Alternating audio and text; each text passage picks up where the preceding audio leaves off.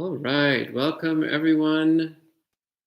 Welcome to Jessica and Jens and the other 8 people who have not checked in, but who are lurking silently in the background. Welcome to the silent lurkers in the background as well. And we already have 3 likes, even though I've done nothing except make a bad joke. This is incredible. Hello, it's Melinda. The fog effect. It looks like there is fog and mist.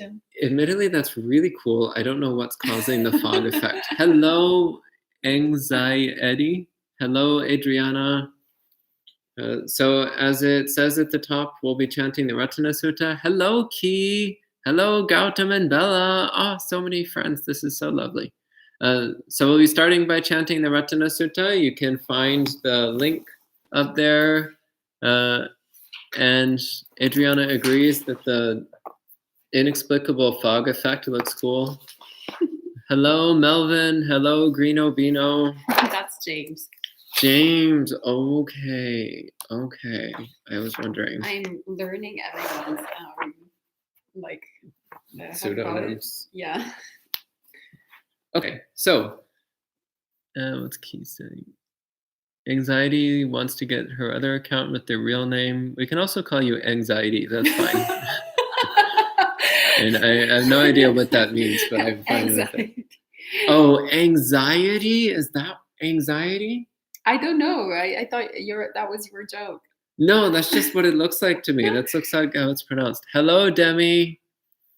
So we'll go ahead and do the Ratana Sutta chanting. So please join with us in dedicating the blessings of the Ratana Sutta to all those afflicted by the pandemic, wishing for everyone to be healthy and safe, and for those who are ill to recover swiftly, for those who are not ill to stay that way, and for the pandemic to come to a swift, peaceful conclusion.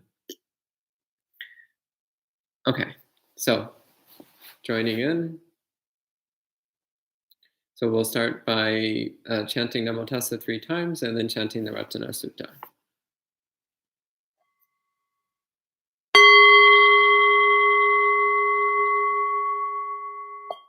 Namo Tassa Bhagavato Arahato Samma Sambuddhassa.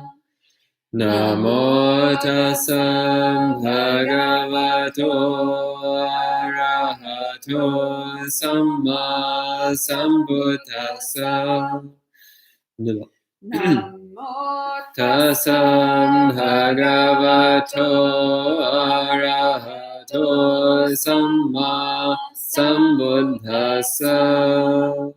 Yani bhutani samagatani bhummani vayani va antaleke sabeva bhuta sumana bhavantu atopi sakacha sunantu bhasitam. Tasmahi bhutani sameta samme metam karota manusiya pachaya devacharato chaharanti ye baling tasmahi ne rakata apamata Yan kinchivitang idhava hurangva Sage suvayang ratanang panitang Nano samangati tathagatena Idampi buddhe ratanang panitang Edena sachena suvati hotu Kayang viragang amatang panitang Yada jaga sakya muni samahito Natena dhammena samati kinchi Idampi dhamme ratanang panitang Edena sachena suvati hotu Yang Buddha Seto Parivannayi Suching Samadhimanandhari Kanyamahu Samadhina Dena Samo Navijati Vedampi Dhamme Ratanam Panitam Edena Sachena Suvati Hotu Ye Bungala Tasatang Pasatam Chatarye Dhani Yugani Onti Te Dakineya Sugata Sasavaka Ete Sudinani Mahapalani Idampi Sanghe Ratanam Panitam Etena Sachena Suvati Hotu Yesu Payutta Manasa Dalhena Nikamino Gotamasa Sanamhi Te Patipatam Vigaiha Landa Mudhanim Muding Bunjamana Idampi Sanghe Ratanam Panitam Etena Sachena Suvati Hotu Yatinda Kilo Pataving Sitosya Chatum Bhivate Vyasam Pakampiyo Tatupamangsa Purisam Vadami Yo Arya Satchani Avechapasati Idampi Sanghe Ratanam Panitam Edena Sachena Suvati Hotu Ye Arya Satchani Vibhavayanti Gambhira Panyena Sudesitani Kinchapite Honti Pusapamata Nate Bhavangatamanga Diyanti Idampi Sanghe Ratanam Panitam Etena Sachena Suvati Hotu Sahava Sadasana Sampadaya Taya Sudhamma Jahita Bhavanti Sakaya Deti Vichikichitancha Silambatang Vapi Yadati Kinchi Chatuhapaye Hichavipamoto Chachabhitanani Abhambokatum Idampi Sanghe Ratanam Panitam Etena Sachena Suvati Hotu Kinchapi Sokam Mangabroti Papakam Kayena Vacha Uracheta Sava Abhambo Sotasapati Chadaya Abhambata Detapadasavutta Vedampi Sanghe Ratanam Panitam Etena Sachena Suvati Hotu Vanapagumbe Yatha Pusitange Gimhanamase Patamasmin Gimhe Tatupamang Dhammavaranga Desayi Nibbanagaming Maramang Hidaya Idampi Buddhe Ratanang Panitam Etena Sachena Suvati Hotu Varo Varanyo Varado Varaharo Anutaro Dhamma Varanga Desayi Idampi buddhe ratanam panitam Etena sachena suvati hotu Kinang puranang navang nati sambhavang Virata citta yatike bhavasmin Te kina bija virulhitanda Nimbanti dhirayatayam paripo Idampi sanghe ratanam panitam Etena sachena suvati hotu Yani dhabhutani samagatani Bhummani vayani va antalekhe Tathagatam deva manusa pujitam Buddham namasama suvati hotu Yani dhabhutani samagatani Bhummani vayani va antalekhe Tathagatam deva manusa pujitam Dhammam namasama suvati hotu Yani dhabhutani samagatani Bhummani vayani va antalekhe Tathagatam deva manusa pujitam Sangham namasama suvati hotu Etena sacha vanjena dukkhavu pasamentu te Etena sacha vanjena bhayavu pasamentu te Etena sacha vanjena rogavu pasamentu te.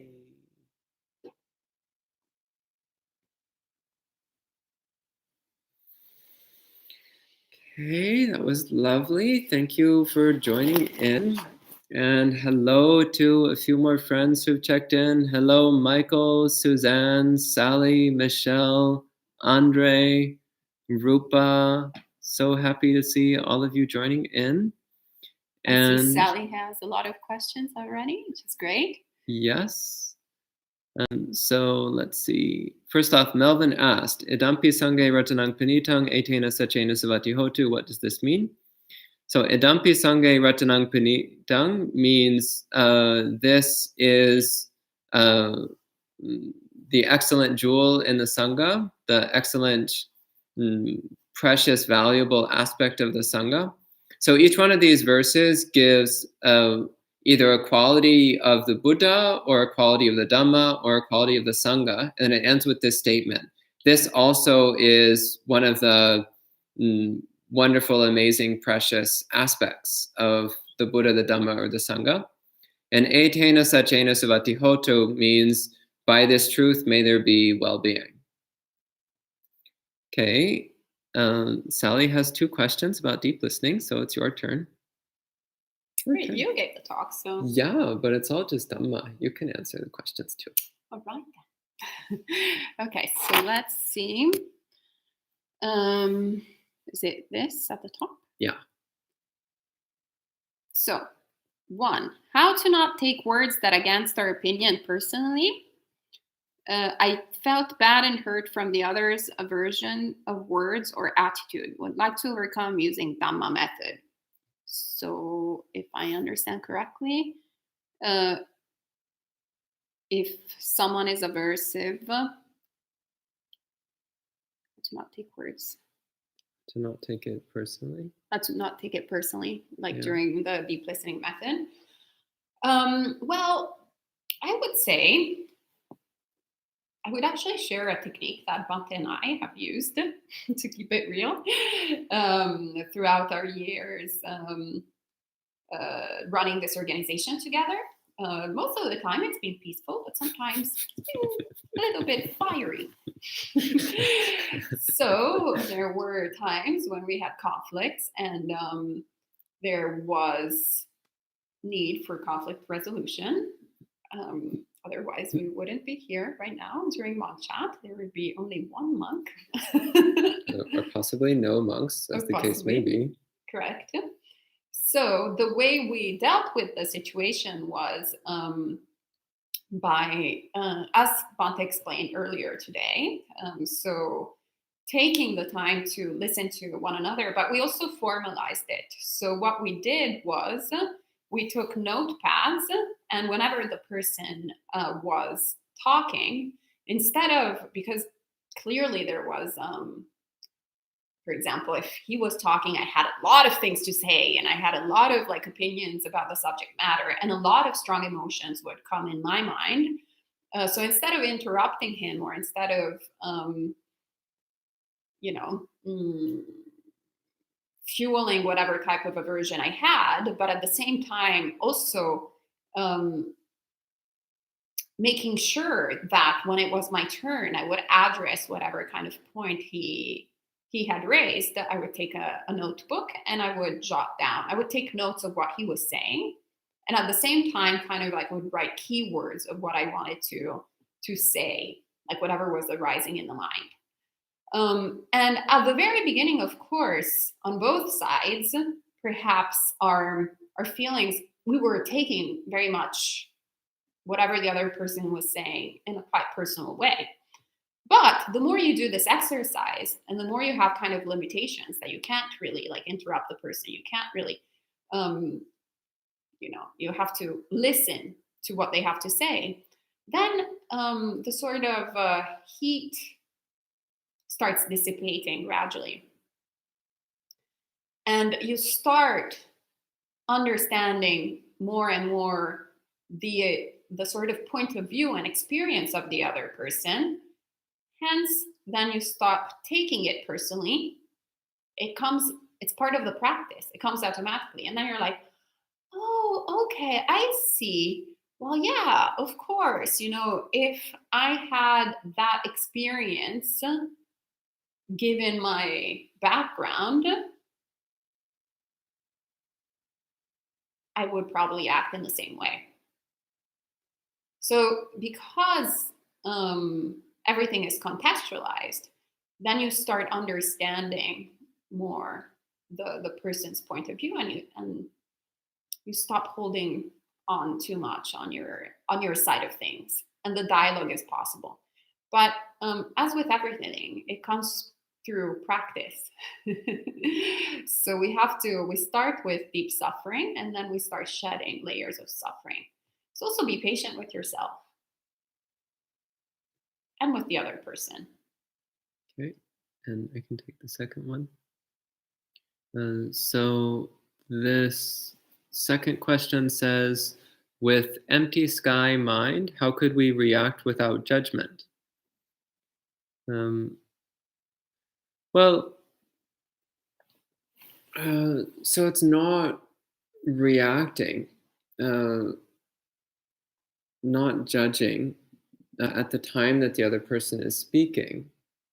So you're really just trying to listen and hear what they're saying and trying to understand their perspective.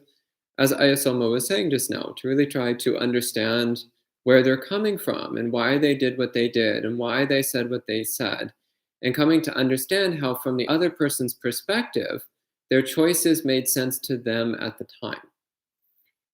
So often to us from the outside, it might seem like what they did was weird or even berserk or psycho. But by really trying to understand where they're coming from and their feelings and their perspectives and their attitudes and their conditioning and all that, then we can start to understand, oh, that person did something that made sense to them at the time. And then once we've fully inhabited that perspective and we understand it thoroughly, then we have the ability to then take a step back and look at it from this objective third person standpoint. So not taking our side, not taking the other person's side, but just looking objectively. What happened here? What was wholesome and what was unwholesome? What was in line with Dhamma? What was not in line with Dhamma? And then you can have a dialogue with the other person about, like, well, this is what I did that was wrong, and this is what I did that was right. This is what you did that I think maybe was not so good, and this is what you did that I think was good. So we can come to that recognition of each other's wholesome and unwholesome choices and actions. So mutual acknowledgement of what's in line with Dhamma and what's not. But that has to start with a clear understanding of where each person was coming from and why they did what they did, the basis for their decisions and choices and actions. But it's recognizing through all of this that it's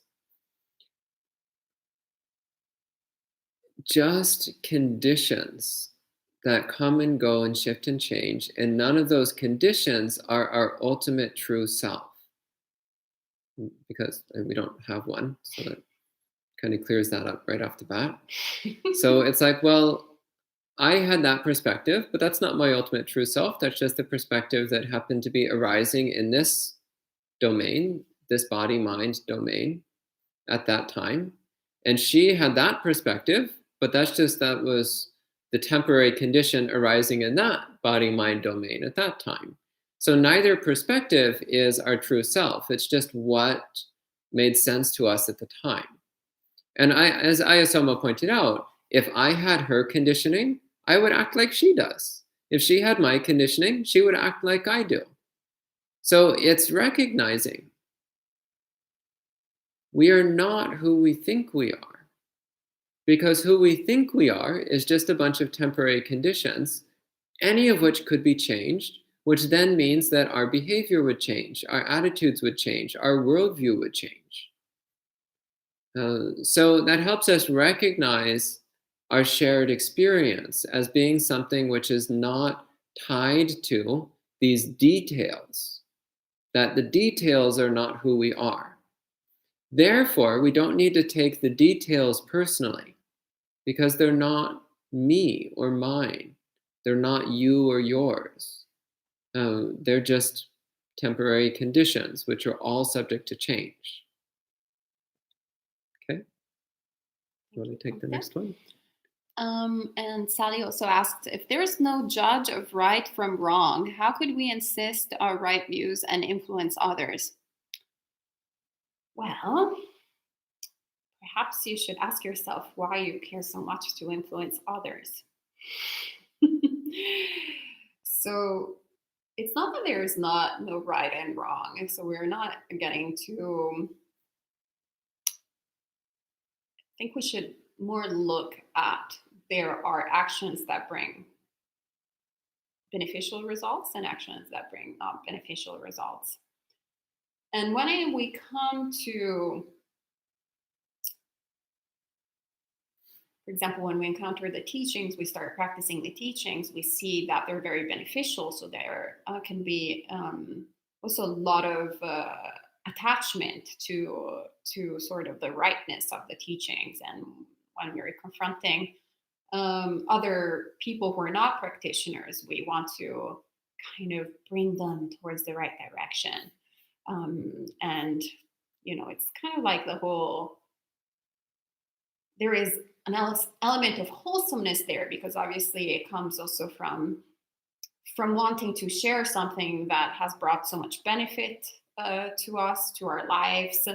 But at the same time, it's no different than pretty much any being, and you'll see it especially in religious circles.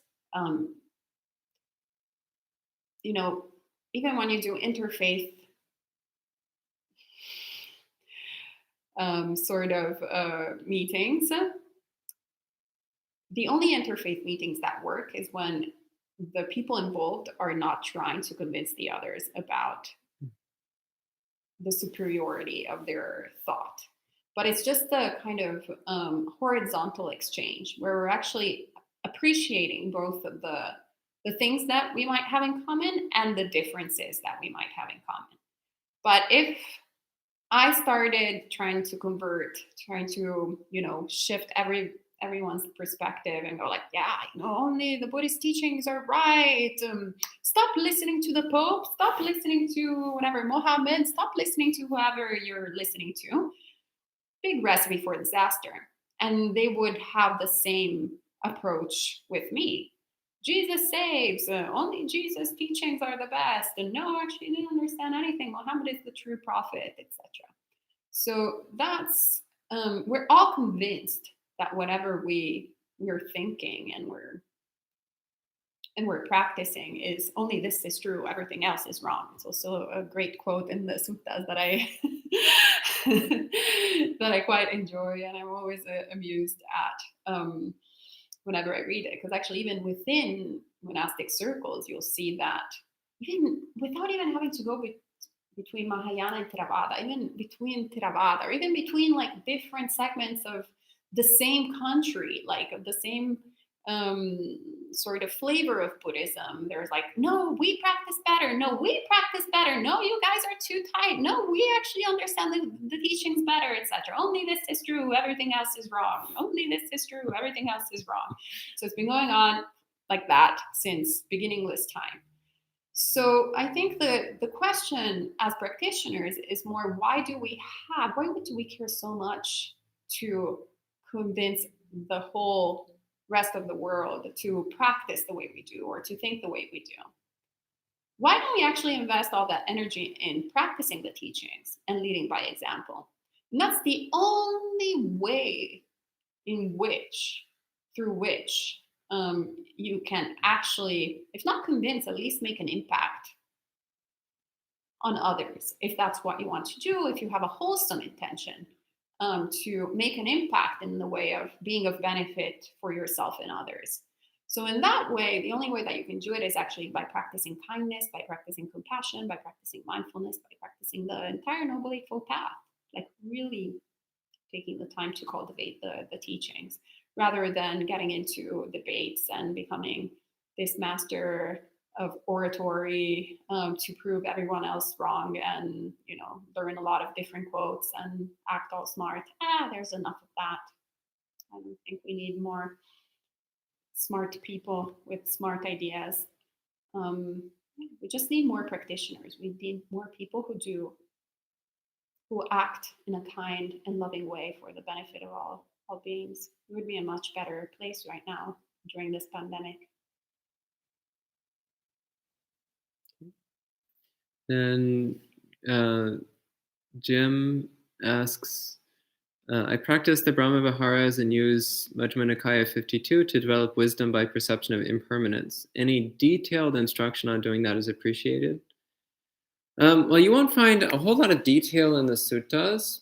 There's a few places where the Buddha gives some instructions. So one of the most well-known ones is to notice arising and ceasing.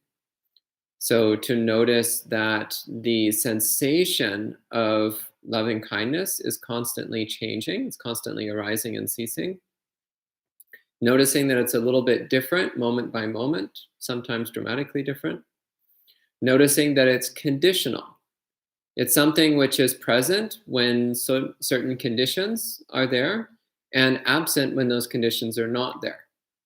So sometimes you have a lot of metta because you've created the conditions for metta.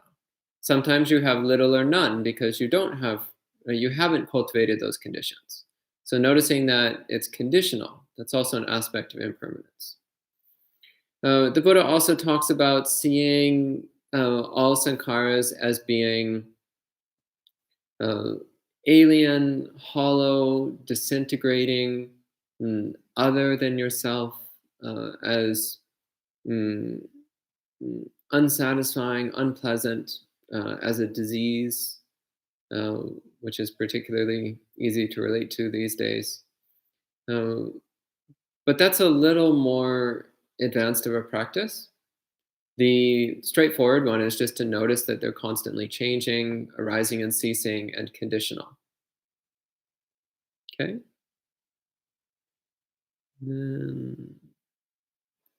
Well done with the translation, Andre. Sadhu.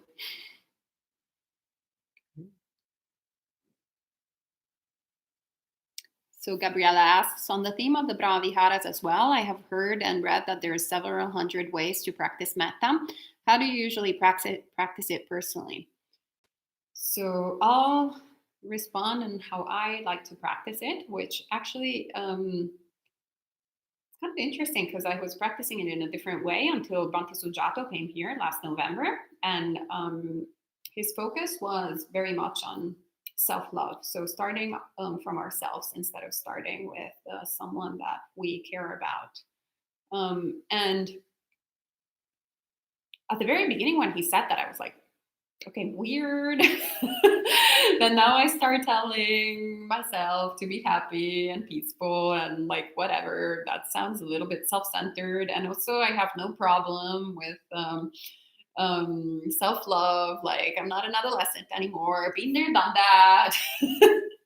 So I had all these kind of like aversive thoughts because I'm a hate type. So obviously, I had instant aversion towards it, which is no surprise because actually when I was introduced to metta, I had a bit of a instant aversion to that as well, which is typical of aversive types, by the way, when they're presented with now start spreading loving kindness to the world. We're all like, what?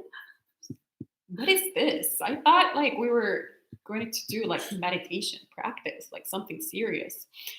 But then just like any aversive type or any actually a human being that starts practicing metta, then you see how transformative and beneficial this practice is. So that was actually the first retreat I did was all on metta meditation at Bhavana Society. And I came out like this really incredible being for a couple of days. Everybody loved me because I loved everyone. So I was like, oh, yes, everyone be happy. I love everything. But anyway, so last November, Bhante Sujato kindly visited us from Australia, and he taught us his way of practicing metta, which he picked up from a monk in Thailand a while back.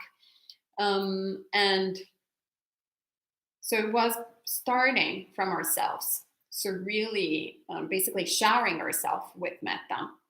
And I gave it a go, and I remember, wow, how like it was such a transformative experience because I realized that for the first time, actually, it was no different than wishing for myself to be free of greed, hatred, and illusion, and to be awakened, to be enlightened. And that it really starts shaving off also the difference between self and others. And also what I really,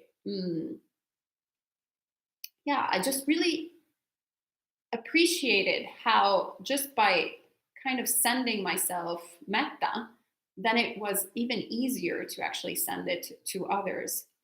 So it made a very strong imprint in my mind. So now I like to practice that way, to start with myself and then kind of propagate it and spread it around. So then...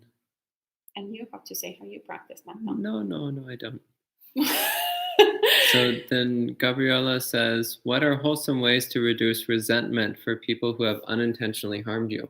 Well, it's much easier when it's unintentional. People who have intentionally harmed you is much harder. People who have unintentionally harmed you recognize that it was unintentional. They screwed up. They made a mistake. They didn't realize what they were doing. They didn't recognize the consequences. So it's very understandable kinds of errors. And reflecting on our own lives, the choices we've made, most of us can come up with times when we have accidentally hurt other people. I can think of countless times when I've unintentionally harmed others. So it's relatively easy to forgive someone who unintentionally harms us because we can understand that we all make mistakes sometimes, some of us quite often. So it's nothing to get too worked up about. And dealing with people who have intentionally harmed us is a bit more complicated, but it's actually a similar practice because we recognize that the reason why they thought to harm us was because their mind is overcome by confusion.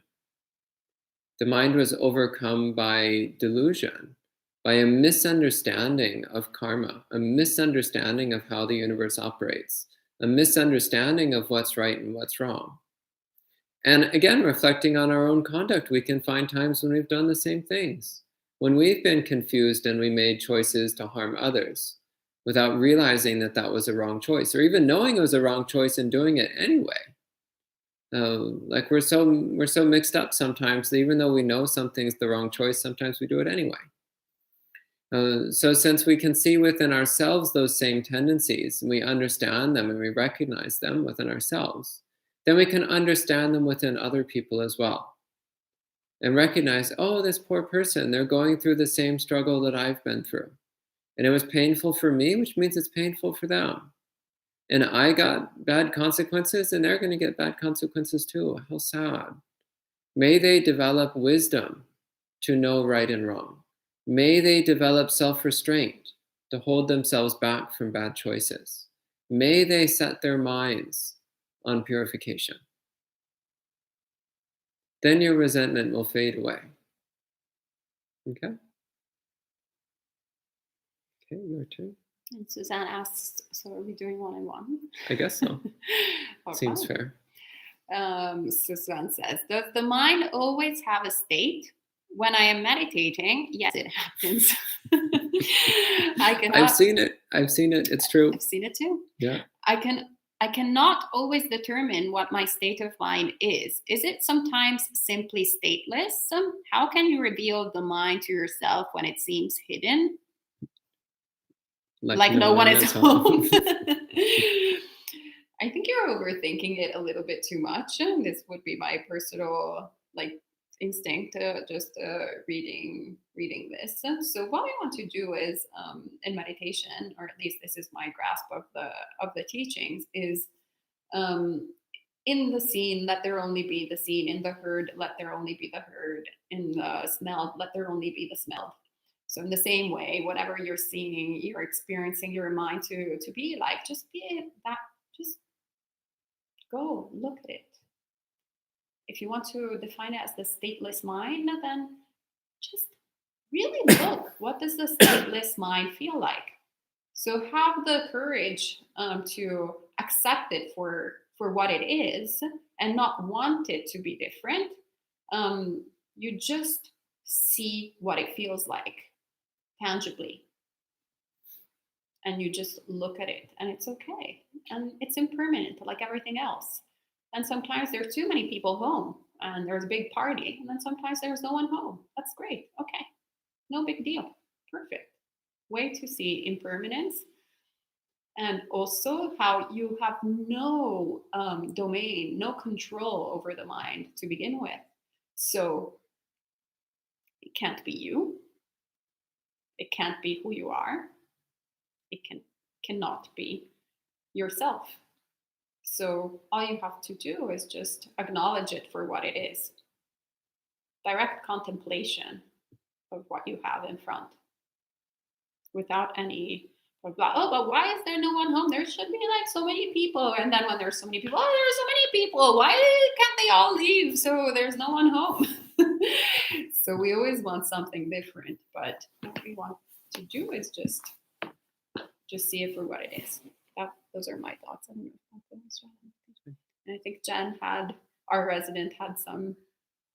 Yeah, so today in the meditation, I was, for the first time, Stan was sitting on my leg for an hour, and I grew up to have so much pain on my leg, but he doesn't move, and so I have to contemplate on the pain of my body, but it just gets stronger and stronger until like for 50 minutes, and then I failed. I just have to move, and I don't know what's correct way to deal with this.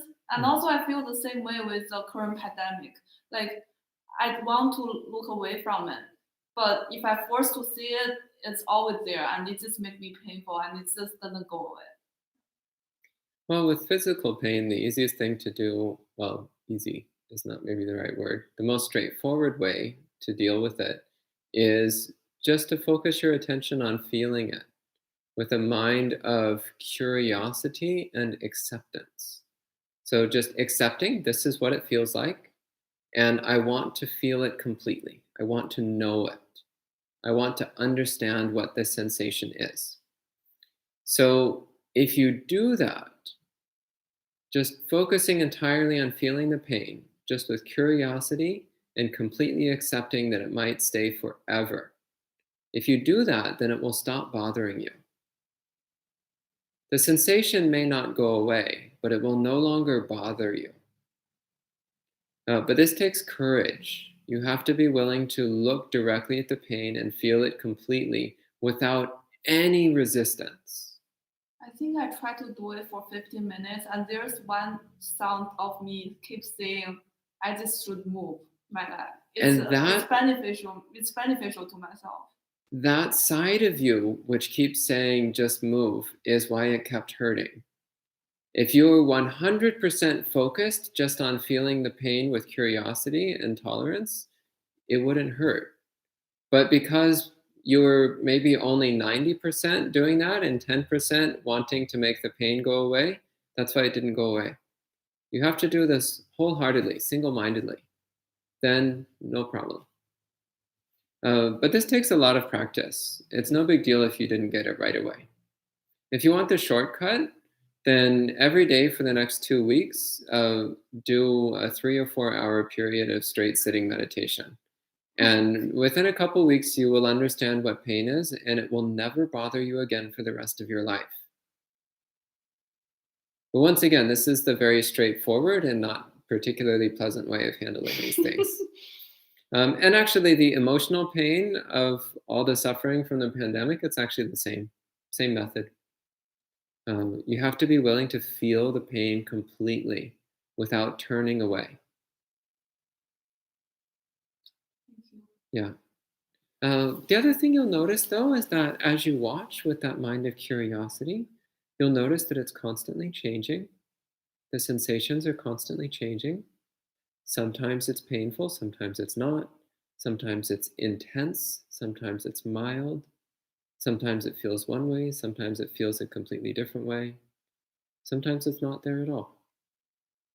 So this also contributes to the curiosity, as you'll notice that the experience is actually not always what we think it is.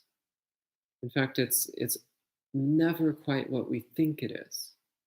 The experience is always something fascinating, something interesting.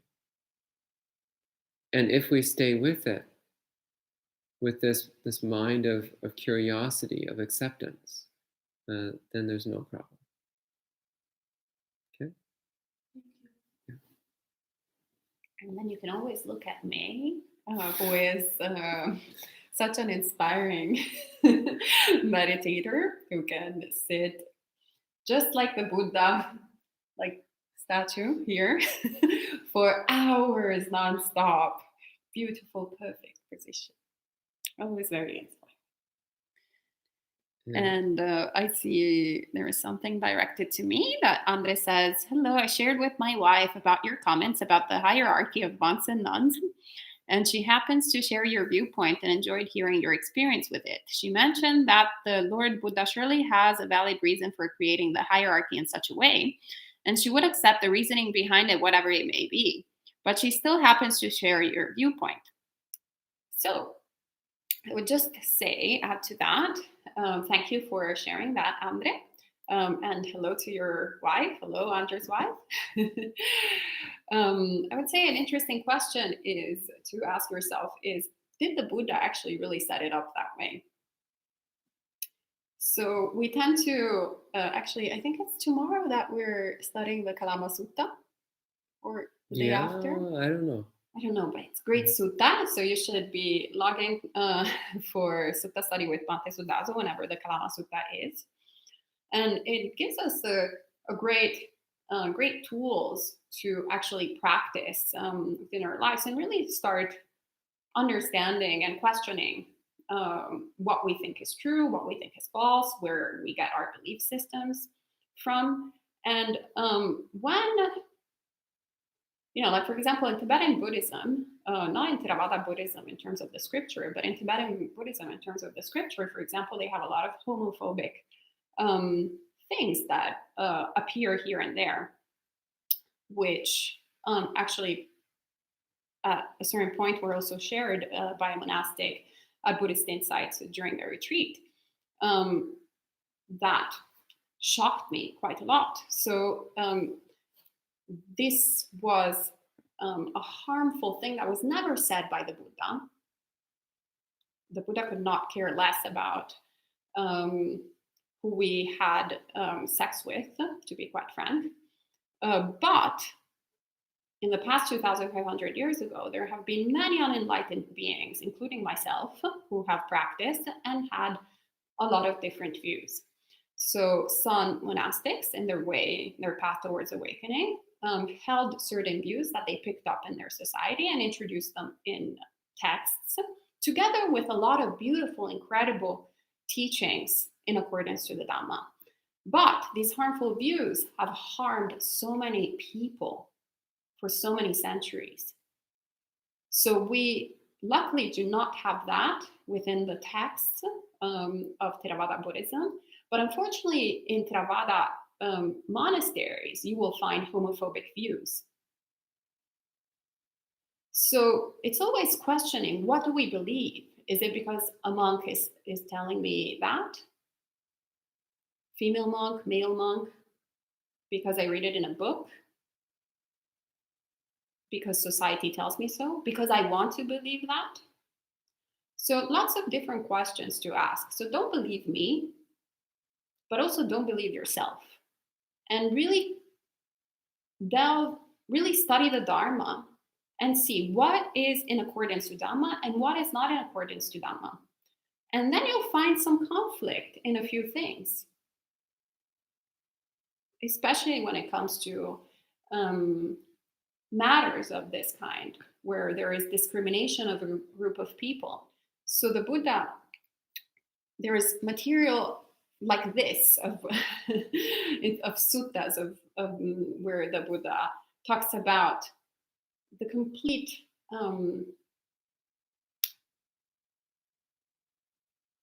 the emptiness of all these conventions of gender, for example.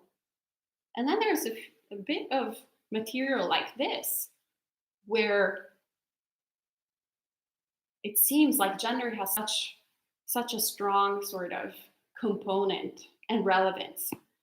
And we always bring up, oh, wait, but there's like all of these like 2-3 things that I found in the Pali Canon, instead of like, whoa, look at all this other material here. But once again, don't. I'm just another unenlightened monastic who's presenting questions rather than actually answers. But it is the duty of each single practitioner to dispel delusion. And the way we dispel delusion is to critically practice the path, not just blindly believing, not just going like, oh, yes, I believe in karma. No, I don't believe in karma, but actually thinking, what are the implications of karma? How do they affect my life? How do they affect the lives of other beings? How can I take this as a working hypothesis, for example? So every single step of the path should be taken that way. So that's my comment on the matter. And Danilo says, one of my friends is very accepting of Buddhism, but is skeptical due to the ideas of reincarnation. How apt. She is watching this right now. Could you clarify for her? I actually just gave a talk about this a couple days ago. If you look on the history in our YouTube channel, it was called Karma and Rebirth, Who Gets Reborn or something like that. So if you listen to that talk, it's about an hour long, and I went over in great detail how karma and rebirth operates, how to relate to it, in particular, how to relate to the fact that it's something which is hard to accept if you're from a skeptical materialist background. So I would encourage that your friend listen to that talk and see what they get out of it. Yeah, it's lots of thumbs up, that talk. I think that was Friday evening. Yeah, Friday evening. Yeah, it was great. I loved it, actually. Much Dhammasukha, so highly recommended for me as well. So since I technically didn't answer a question, I could take the next one if you want. Unless you want it, I don't mind.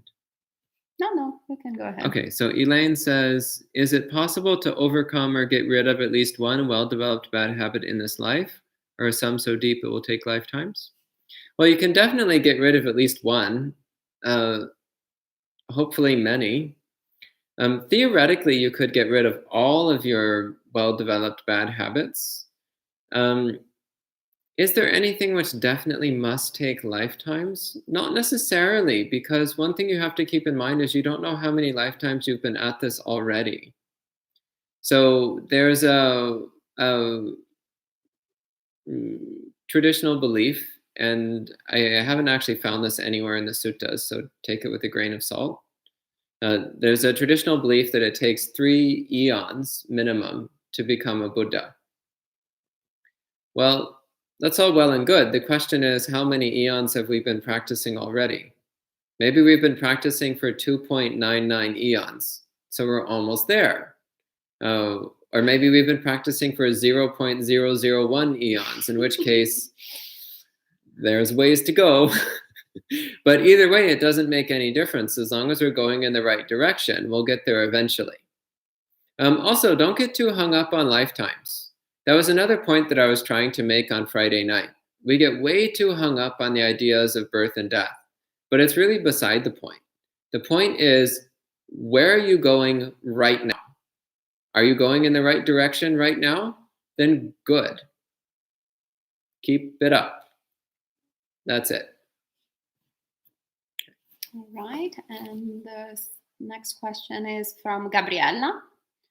What is the best way to make your mind receptive to useful criticism, and how do you discern what is helpful versus unhelpful? Well, thank you for that question. We actually chant that every morning here. So we chant how to admonish fellow practitioners, and then we chant how to receive admonishment.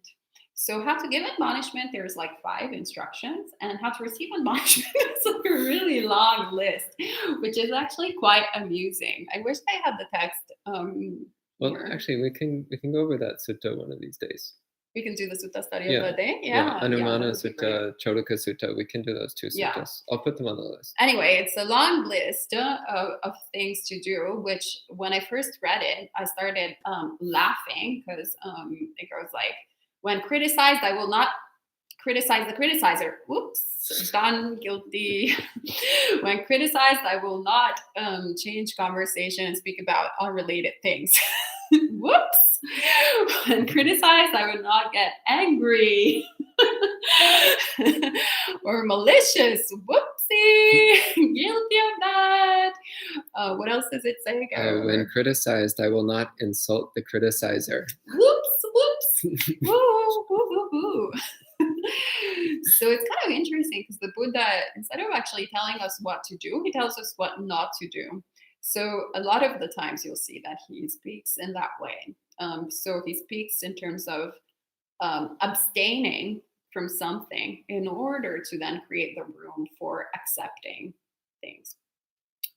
So what I recommend is to follow, once again, these instructions. Actually, this week we'll also upload on the website on buddhistinsights.com all our chants because we had some people request that. So you'll find also that specific chant of giving admonishment and receiving admonishment. And also a bunch of different resources for practice so we can start developing that side of it. So I would say the more you practice this way, then the more you'll create the conditions in order to be open to criticism. Because at the very beginning, whether it's wholesome criticism or unwholesome criticism, whether it's useful criticism or unuseful criticism, it will sting no matter what. Nobody likes to be criticized.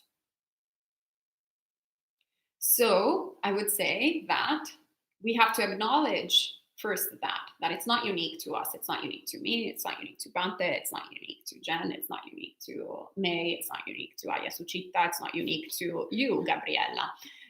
We're all very common. We're so banal. Like we're all programmed in the same way.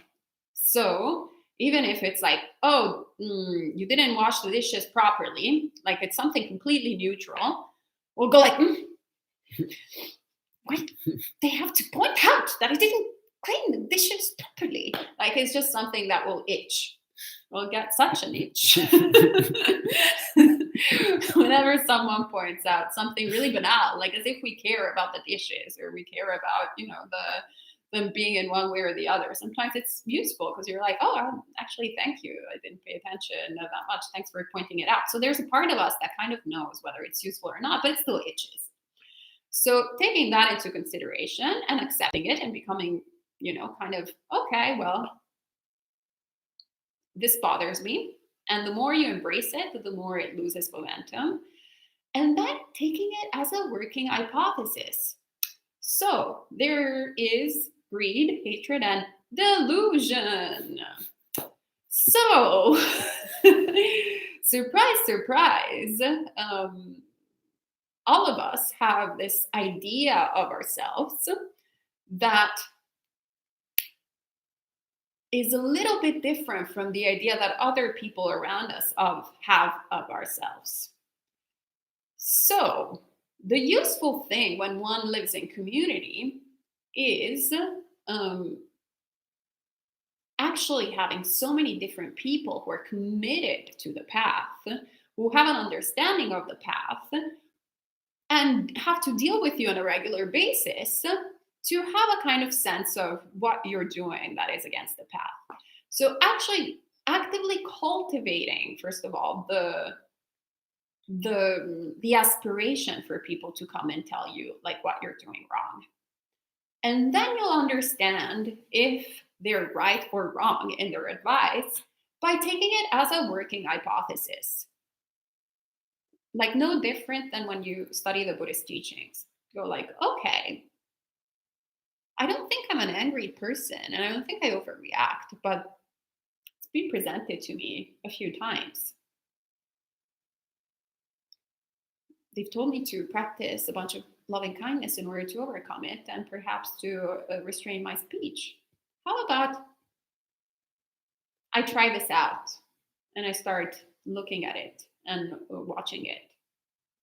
And then you'll see if you make progress, then you're like, oh, you'll actually see it in hindsight because you can't see your delusional state right now, but you can always see it in hindsight. So you'll go, oh, actually they were right. But if you don't see any progress, then you can say, well, thanks, but no thanks. It seems like this wasn't particularly beneficial. But unless you actually give it a go, give it a try, and in order to give it a go and give it a try, you have to be open-minded and really actively seeking advice from the outside world. There will be very little progress to be made. And the Buddha says it over and over again. Actually, he encourages us over and over again to develop that mind that is seeking admonishment from other fellow practitioners. So it's something that we shouldn't overlook, but actually treasure. Okay, and Melinda says, I think I heard that there is no one who is good or bad inherently, but only wholesome and unwholesome deeds. So there is no evil in Buddhism? Well, that depends on what you mean by evil. So the Pali word papa is sometimes translated as evil. I usually prefer to translate it as harmful, just because evil carries a number of connotations from other religions which don't necessarily apply terribly well in Buddhism. So coming to your first statement, fundamentally there are no good or bad people because fundamentally there are no people. There are no permanently existent beings which have permanently existing traits. Therefore, there's no such thing as a good person or a bad person. However, there are good choices and bad choices. There are wholesome choices and unwholesome choices. So someone who habitually does a lot of unwholesome things, we could call them an evil person, and that would be a fair enough use of the word. But we also have to recognize that they have the ability to make different choices. So at any time, they can choose to start making good choices, to start making wholesome choices. So it's recognizing that these terms, good person or bad person, are only descriptions of particular behaviors which that person has done. and that they can take on new behaviors at any time if they choose to. Okay? She also asks later, what about sociopaths and psychopaths? They're not born evil? Well, people are born with all their habits, tendencies, and patterns from past lives. So, yeah, some people are born psychopaths. They pop out of the womb and they're already plotting harm. You might even have met some babies who you could just see. You could see the look of pure malice and evil in their squinty little eyes. I've certainly be laughing. Well, I mean, it's true. I've met some like that where you're just like, whoa, wow, there's a future criminal coming up. And, well, nobody had to teach them that. They came already knowing that. They came already leaning in that direction. And it's just a matter of time until they start to get big enough and strong enough and they can start wreaking havoc on the world. Some might even become president of the United States. You never know. So this is something which we need to acknowledge, is that, yeah, some people are in fact born psychopaths, but that's because they've built up psychopathic habits in previous lives. And they can change. For example, they might resign from the presidency. We can always hope. So they can always choose to stop doing bad things and to instead start doing wholesome things. It's quite possible. So everyone can change because there are no people. There are just bundles of habits, bundles of choices. And that can always change. In fact, it always is changing. Okay. And Gabriela asks, how do we cultivate the various parami to reach arahantship? We will do a talk specifically on that because that's like that's a big subject. Yeah, big subject to elaborate. And before I forget, what are the differences between the different nimitta when you are practicing jhana, and how do you discern how to stabilize them? That's a good question for you. Okay, fine. But then you have to take 2 questions after that. Well, what is this? You're passing your turn I too. answered the question beforehand saying that we were going to do. You're such a cheater. There's okay, no rules. So how can I cheat? First off, I just want to say that the concepts of nimitta and the context of jhana vary dramatically from one jhana teacher to another. And also, I'd like to share with you a piece of information that many people find very surprising about nimittas and jhana. The Buddha never spoke about it ever. Not once. And this is part of why there's so much debate around it over the last 2,500 years, is because there's nothing in the suttas about it. So in the suttas, the word nimitta comes up only rarely. And when it does come up, it seems to be meaning whatever you're focusing on, whatever you're paying attention to. So it comes up in a lot of perfectly ordinary places just to mean whatever you're aware of or whatever you're pointing your mind at, whatever you're paying attention to. A lot of places where it has nothing whatsoever to do with jhana practice or samadhi practice. In fact, that's normally how the word is used.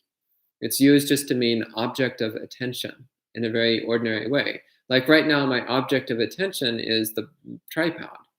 That's my nimitta right now, is the tripod. It doesn't have anything to do with jhana. I'm not getting the tripod jhana. I just happen to be looking at a tripod right now. So then different jhana teachers will talk about the approach to jhana in different ways.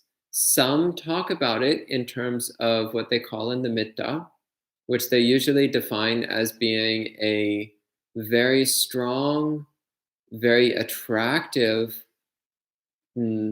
sensory object, which one devotes one's attention to. Most commonly, people talk about a bright light that appears when you get close to jhana. But many jhana teachers say that they don't experience nimittas. Many jhana teachers say that experiencing nimitta is not necessary, that it's something which only happens to some people and not to other people. And that therefore, it's not worth getting caught up in the whole nimitta conversation. but rather choose a meditation object and stay with it, and you'll get jhana.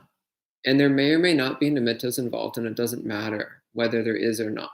What matters is that you stabilize your own mind, that you hold your mind steady on whatever meditation object you're using until the mind becomes completely stable. And that's what we call jhana. So as far as I can understand, what's commonly talked about as nimittas in jhana practice is as one's mind becomes increasingly steady and gets closer and closer to jhana, so as one's samadhi grows more and more, then for some people, there can appear a mind-made image. And if you turn and focus all your attention on that mind-made image, for some people, that allows them to enter into jhana. It gives them an even deeper samadhi experience. But this is not the way I was taught. The way I was taught was if you want samadhi, you pick an object and you stay with it. And moving to another object is actually usually a really bad idea. Especially moving to a mind-made object is usually a really bad idea. Because that's the way that we get lost in daydreaming, imagination, and spacing out. Is when you start paying attention to the random lights and images that appear in your mind.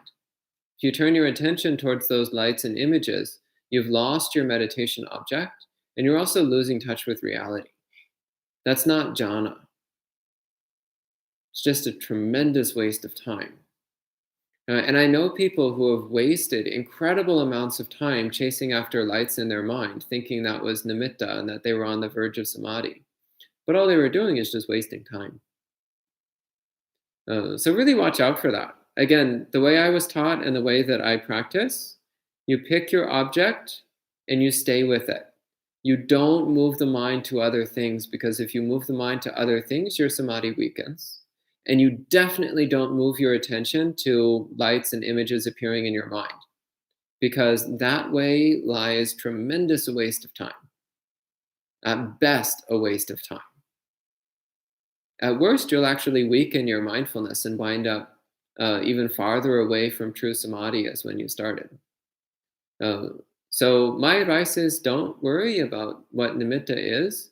Just stay with your meditation object. Steady your mind, keep your mind bright, alert, and clear, and when the time is right, you'll experience jhana.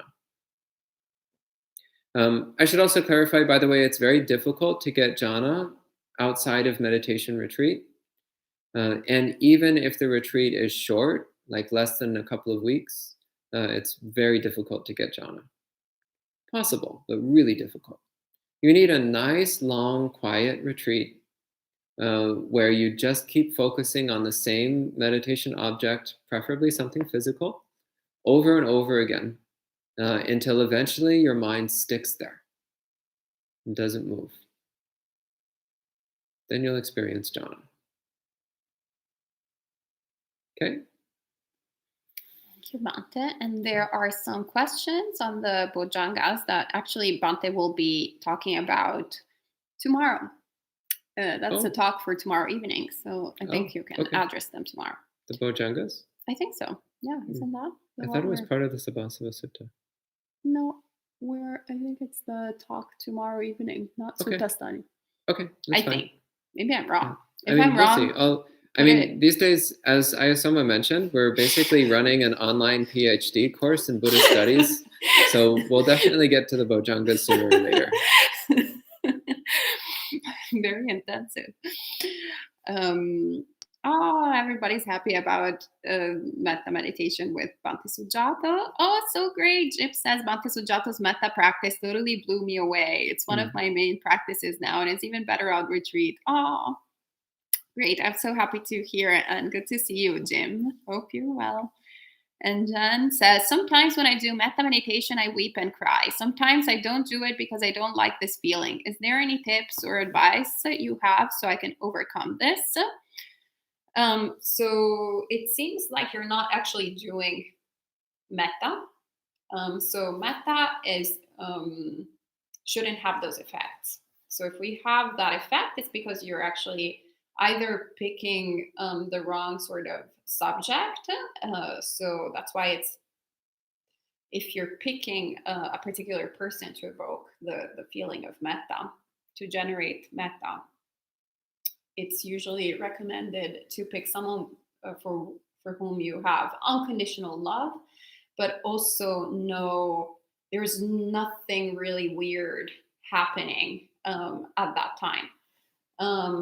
So what happened to me actually a few years ago was we had a rooster for a period of time, and I had unconditional love for the rooster. I really loved him so much.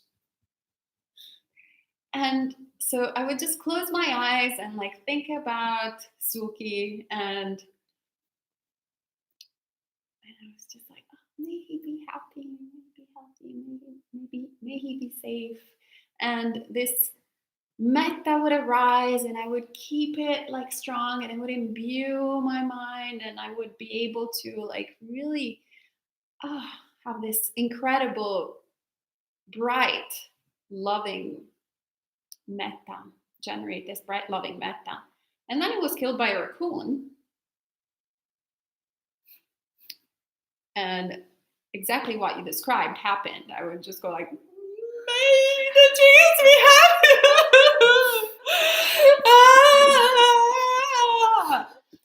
Thinking about all the suffering in the world and adding an extra layer of suffering. So that's not metta. That's practicing generating suffering, which is not a Buddhist practice. There's enough suffering in the world. We don't want to add more suffering. So really look at what you're doing with your mind, and then you'll understand what you're doing wrong.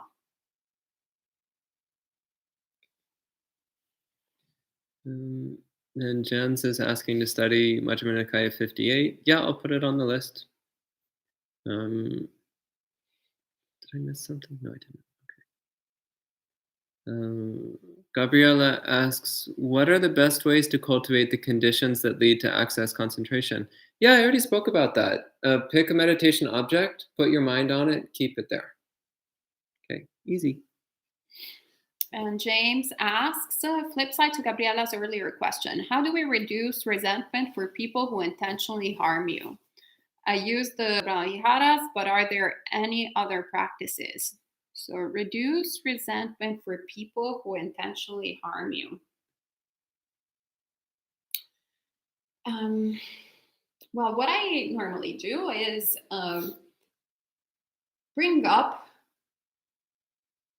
really contemplate ignorance and delusion. And contemplate how in the past I have acted unskillfully out of ignorance and delusion. And how at that time I thought that that was the right course of action. Perhaps unskillful maybe in the modality, but still there I was right for one reason or the other. So I did in this lifetime that I remember, I have unfortunately intentionally harmed other beings through body, speech, and mind. So now, thanks to the Buddhist teachings, first of all, I've come to an awareness of that. I'm like, wow, well, that was pretty unskillful. But also, I have come to an understanding of my state of mind at the time and why I thought that it was skillful or needed or useful or whatever, or right back in the day. So once you contemplate in that way, it's not to generate, what you want to do is not generate guilt, because guilt is completely useless, but rather an understanding of other people's behaviors. And that I find very helpful in terms of generating compassion, of going, well, yeah, of course, I was so unskillful in the past. Of course, this person is being unskillful now. They're full of greed, hatred, and delusion. And unfortunately, they don't have the path that they're not practicing in a way that is leading them to understand how unskillfully they're behaving. So really coming to an understanding that that is, it's not something special or particular to any being, but we're all in this together. So we're all trembling together. We're all trial and error, trial and error, trial and error. So what are you going to do? You're going to be angry at someone who's doing something so harmful that in the end will be harming them over and over again. So you have to come, when you come to this understanding, it's inevitable to feel compassion for someone. Because you also understand that actually this is a little bit, when you see it through the spectrum of multiple lifetimes, you also see that someone who's harming you intentionally, it's not something that just happened the day before yesterday, but rather it's a cycle, endless cycle that's been going on, vicious cycle over and over again. It's just that we're looking at one little fragment. So the times when I was actively, like I was capable of doing this skillfully, was to fully understand that by not cultivating resentment, by not fighting back in that way, in an unskillful way. So repeating whatever they're doing to me. So if they throw me an axe, I take the axe and I throw it back. That's a dangerous game. Yeah, dangerous game. Exactly. Stop playing that game to begin with. I think in Thailand they have this saying that you want to always be the loser because that's the only way that you win. Just be okay losing this hand. That means you're winning because you're not constantly losing again over and over again. So just go. Yeah. Similar saying is the only way to win is to not play the game. Yeah. So that would be my 2 cents. Great, thank you. And Sally asked, could Bhante give more explanation on the method taught yesterday morning? An observer like a grandma watches the mind. What I did is I felt the observer sit in the heart area and thoughts from the brain area. Or should I not visualize the location at all? Don't visualize the location. That's not the method. Another obstruction I had is I can only observe for 1 second seeing an unwholesome mind, then criticized and wanted to change unwholesome mind. After thinking for another 1 minute, then awareness arises for 1 second. I felt I can only observe after thoughts running a while. Can't observe thoughts while they are taking place. So there's actually 3 questions here. So first off, yeah, again, don't visualize the location of the mind because the mind doesn't have a location.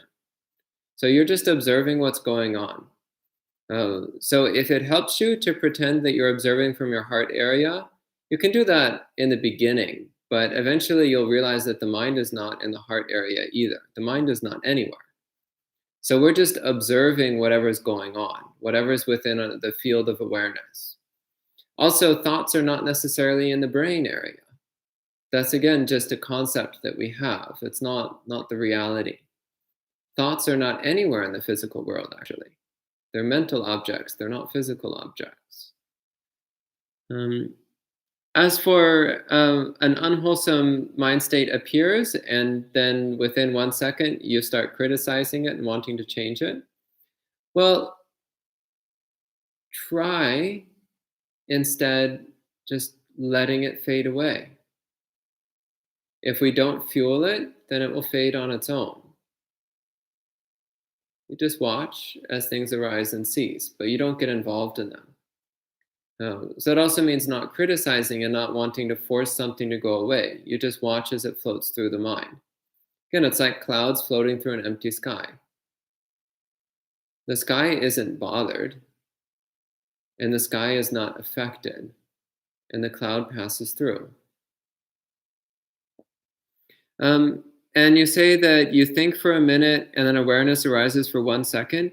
Congratulations! Well done! Well done! You're on the right track. You had awareness for 1 second. That's great. So you're maintaining awareness for 1 out of 61 seconds. So that's slightly under 2% of the time you're aware. It's about 1.8% or so. You're doing really well, actually. That's fabulous. 1.8% awareness, you're doing incredibly well. I'm not even kidding. Keep it up. And you'll notice that you gradually go up to 1.9%, 2%, 2.1%, 2.2%. Stick with it. You're on the right track. And then 100%. Yay! Yeah. All right. And Danilo says, Upasita is coming up, and I've never done one before, even though I started fully dedicating myself to practice a month ago. Is all we have to do the 8 precepts? We will be doing it online. Yes. I believe it's Tuesday, right? The Upasita. Check Sure. the calendar. Yeah. So during the evening session, we will be. Yeah, it's Tuesday. We will be taking the 8 precepts, and we will be doing a traditional Okay. Yeah, it's fine. Upasita ceremony. So you can take your first one online. Yay, during the pandemic. Great. Sadhu, sadhu, sadhu. You can also be happy that you're not here at the monastery, because if you were, I might make you do 108 full prostrations. But since you're not here, you might get out of that one. So we have Jen that is kind of like, and May that it's like, but neither of them were horrified by the news. So that's very promising. Actually, it's good exercise, as well as being a great devotional practice. You've never done it? Okay, we're definitely doing great. it. Yes. We Yes, should be doing it. wonderful. You like? You down? Prostrations. Standing bows, like standing down to the ground and up. You like? She said not really. Okay. It's good though, especially since we're not going outside much these days. Anyway, Gabriella asks, no, that's a comment. That's not a question. See, a lot of people saying it's hard to sit because there's pain. Yep, that's true.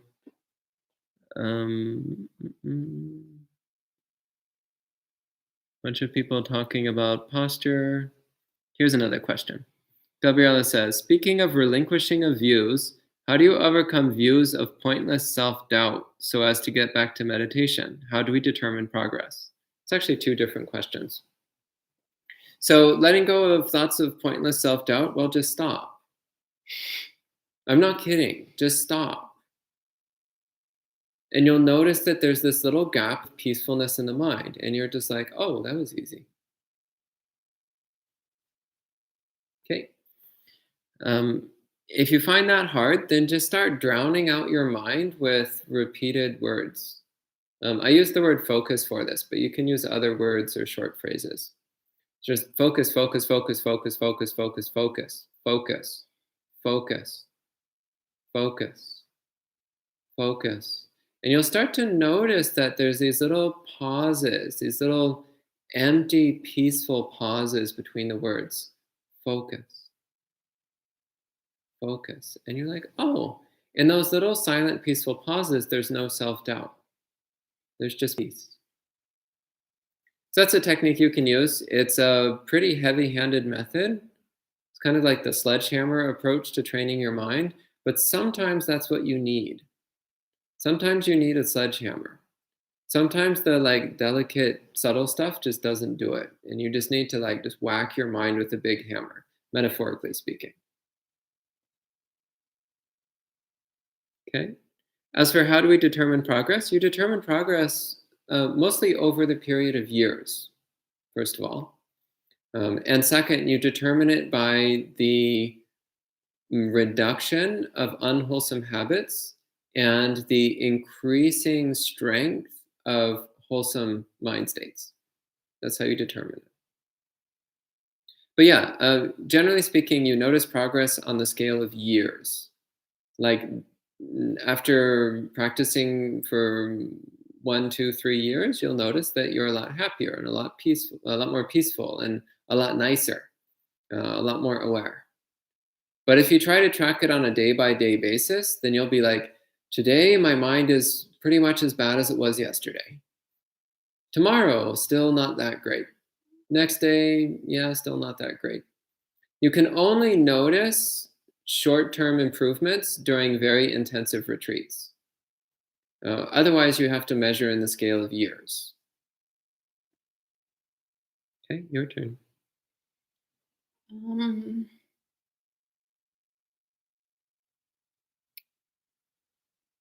I think this is for you. You can answer it though. So I should just recognize this I is just the wrong perception and focus on what is the mutual benefit, not easy for I image so strong and so real. I don't remember what was it connected to. So I think since you were answering the questions. Yeah, I don't remember either. Oh.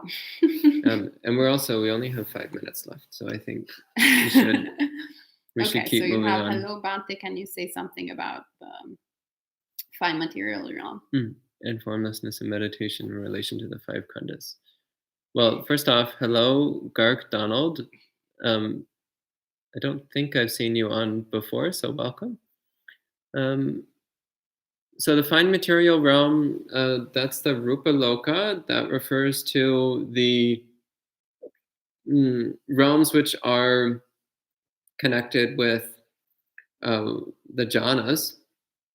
So the way this is normally talked about is that if one cultivates jhana practice and one's mind becomes very deeply immersed in jhana practice during one's life, but one does not attain any particular state of insight or wisdom, then there's a good chance that one will be reborn in the fine material realms, which is a bit like being in jhana all the time. So this is not considered a worthy goal in Buddhist practice because it doesn't achieve any long-term benefit. It doesn't bring us any closer to enlightenment. Similarly, the formless realms are connected with the formless attainments. So if you can enter into the perceptions in which there's no awareness of physicality at all, in which physical body and physical universe disappear entirely, and one is simply aware of things like infinite space or infinite consciousness or nothingness. But similarly, one does not cultivate any insight or wisdom, then one can be reborn in the formless realms in which one has no physical body at all. So one is just a disembodied mind. But again, this is not considered a desirable goal in Buddhist practice because it doesn't help us approach awakening at all. So the 5 khandhas in the Rupa Lokas, the jhana worlds, you still have all 5 khandhas. In the Arupa Lokas, you only have the 4 mental khandhas. You don't have the Rupa khandha. You don't have a body aggregate. You only have the 4 mental aggregates. Again, though, it's kind of beside the point because we're not aiming at those realms. The Buddha speaks about them because he's giving us a complete picture of reality, but they're not anything worth aiming at. Okay? And Victor asks how to not have food after noon. It's always a struggle when I do Atasila. So just don't have food after noon, as simple as that. And it's a great opportunity to become equanimous with towards the feelings of hunger. Once again, the more you eat, the hungrier you are. So at the very beginning, it will be a little bit uncomfortable. And it's okay, because you have a great opportunity for practice right there. And then actually, as time goes by, your body will also adjust. Because it's just a convention, actually, to have 3 meals a day or 2 meals a day or 1 meal a day. If you think about it, the majority of human beings hardly even ever had 1 meal a day available for most of the history of humanity. So the idea that we're so obsessed that we have to have 3 meals a day, I mean, seriously. Okay, let's see. No, you have to quote that. That is great. I agree. Baby of malice and evil is Bhante's quote of the year. We'll put that at the top of our website. Yeah. Buddhist insights. Baby's malice. So Jen is asking for a list of our daily chants. Yeah, we can put that up on the website. Eventually we'll Yeah, thank you. More comments. Wow, this just keeps going on and on. I'm sorry, guys. I think we're going to have to put the rest of this for the next monk chat session. So I really appreciate your enthusiasm and all your comments and questions and wish to participate. It's really lovely. And it looks like monk chat is really popular. So maybe we should do it during More the week often, as yeah. well. Yeah. Maybe Wednesday. Yeah. How do you Can we do guys that? feel about having more monk chats during the week? Let's wait for people to reply. In the meantime, I'll read through some of these comments.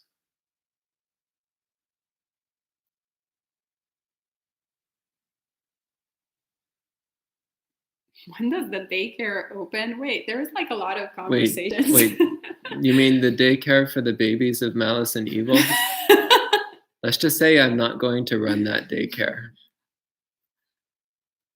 Me and my friend are a little confused about what retreats are like. Could you please clarify? Yeah, well, basically, you spend your day all in silence with a group of other people, and there's a schedule that you follow, which usually involves a lot of sitting meditation, walking meditation, usually a little bit of chanting. Usually every day there's at least one talk, lecture of some kind, often 2 or 3. And basically, it's a way of cultivating really deep meditation in a very short period of time. And it looks like lots and lots of people want to have more monk chats. So yeah, I think, yeah, the two of us will look at the calendar and see how we can fit more monk chats in. Yeah. Yeah, definitely. So tomorrow evening we'll let you know what the deal is. Great. Sadhu. Yeah. Yeah, so lots of enthusiasm about the monk chats. Great.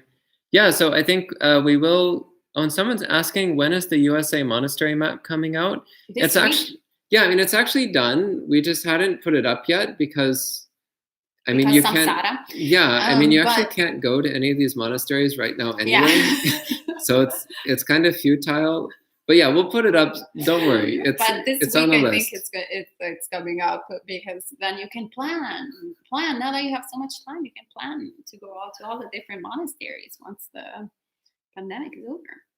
Okay, so I think we'll go ahead and end there for the evening. Thank you all so much, and we'll see you tomorrow at 8 a.m., hopefully. Yes, and as he says, I heard Buddha taught a lot by answering questions. Yeah, so we'll be more like the Buddha and more monk chat.